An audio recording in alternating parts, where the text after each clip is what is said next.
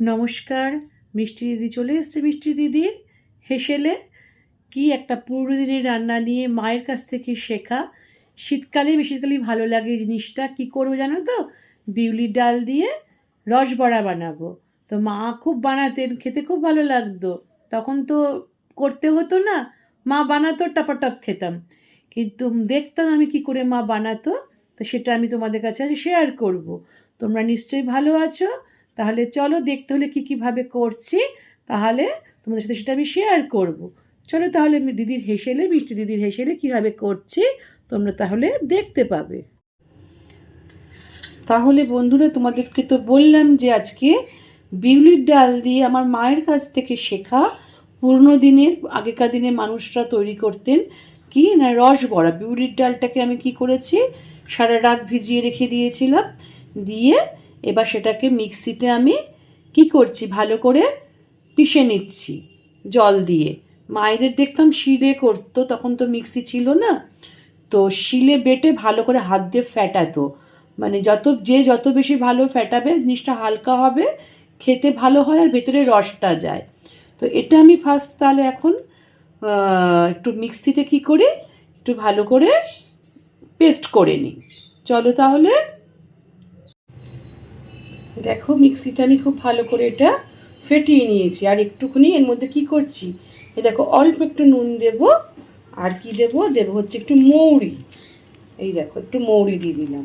দিয়ে ভালো করে এটাকে একবার ফেটিয়ে নেব। ফেটিয়ে নিয়ে তারপরে কি করছি দেখো, আর এদিকে কি করেছি, একটা হালকা চিনির রস আমি অলরেডি বসিয়ে দিয়েছি। ঠিক আছে,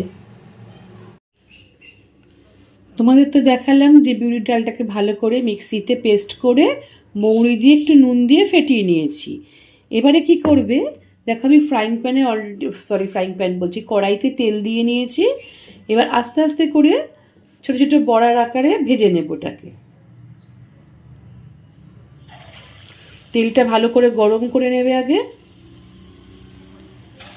নিয়ে তারপর আঁচটাকে কমিয়ে দেবে।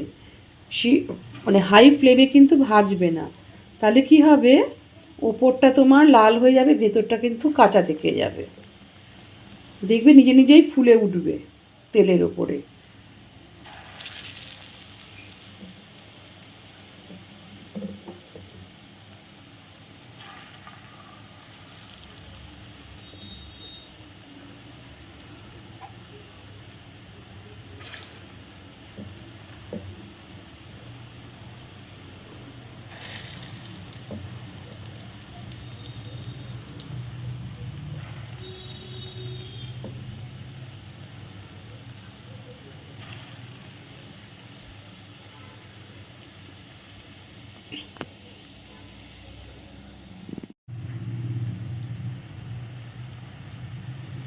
দেখো কি সুন্দর নিজে নিজেই কিন্তু তেলের উপরে ভেসে উঠেছে, ধরতেও হবে না। তোমার যদি খুব হালকা হয় ফ্যাটানোটা, ডাল ফ্যাটানোটা, তাহলে খুব সুন্দরভাবে নিজেরাই হালকা করে ভেজে ওপরে কিন্তু ভেসে ওঠে।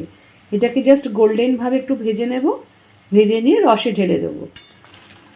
দেখো আমি কিন্তু ধরিও নি, সুন্দরভাবে এরা কিন্তু কড়াইতে লেগেও যায়নি, আর সুন্দরভাবে হয়েও যাচ্ছে।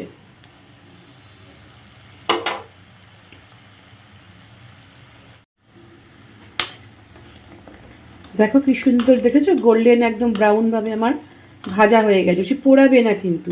ঠিক এই অবস্থায় কি করবে, একে একে আমি তুলে নিয়ে এ দেখো রসে ফেলে দিচ্ছি।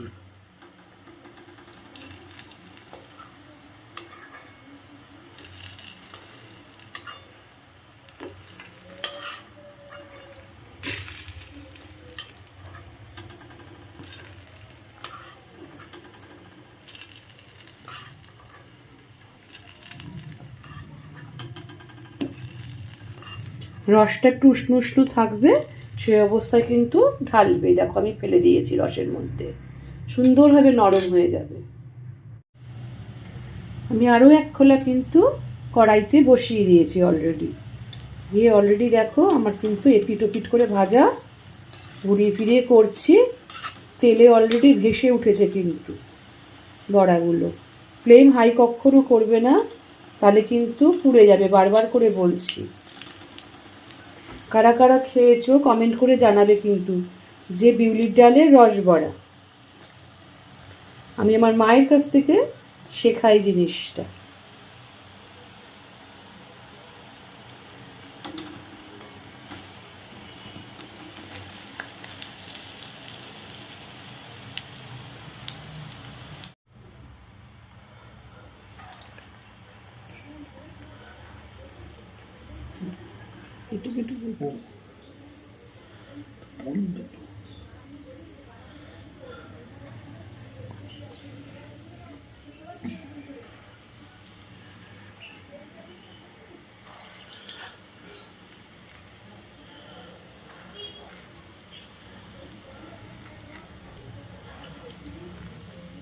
আঁচ কিন্তু সবসময় মানে ফ্লেম তোমরা কম করে নেবে, বারবার করে বলছি, নইলে কিন্তু ওপরটা পুড়ে যাবে।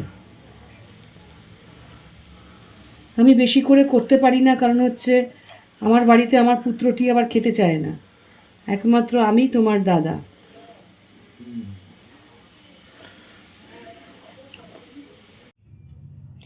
দেখো, দেখতে পেলে তো কিভাবে বানালাম? আর এই দেখো কি সুন্দর তোমার বিউলির ডালের রস বড়া, তোমরা দেখতে পাচ্ছ তো? দেখো, এই দেখো, তোমরা এইভাবে বানাবে, বানিয়ে খাবে, খেয়ে যদি ভালো লেগে থাকে তাহলে আমাকে কমেন্ট করে জানাবে যে কেমন লাগলো খেতে। আর পাশে থাকা বেল আইকনটা আমার নতুন বন্ধুদেরকে বলবো প্রেস করে দিতে। আমি যাই দেখাই না কেন, যে রান্নাই দেখাই না কেন, তোমরা সঙ্গে সঙ্গে তার নোটিফিকেশান প্রথমেই পেয়ে যাবে। আর পাশে লাইক শেয়ার কমেন্ট তো অবশ্যই করবে, কেমন হলো না হলো। আর কি করবে, আমার পুরনো বন্ধুদের প্রচুর প্রচুর ভালোবাসা। তোমরা সবাই ভালো থেকো, সাবধানে থেকো, সুস্থ থেকো। আবার তোমাদের সাথে দেখা হবে নতুন একটা রেসিপি নিয়ে, নতুন একটা দিনে, নতুন একটা সকালে। তাহলে কি আজকের মতো আমি তোমাদের কাছ থেকে বিদায় নিচ্ছি। টাটা।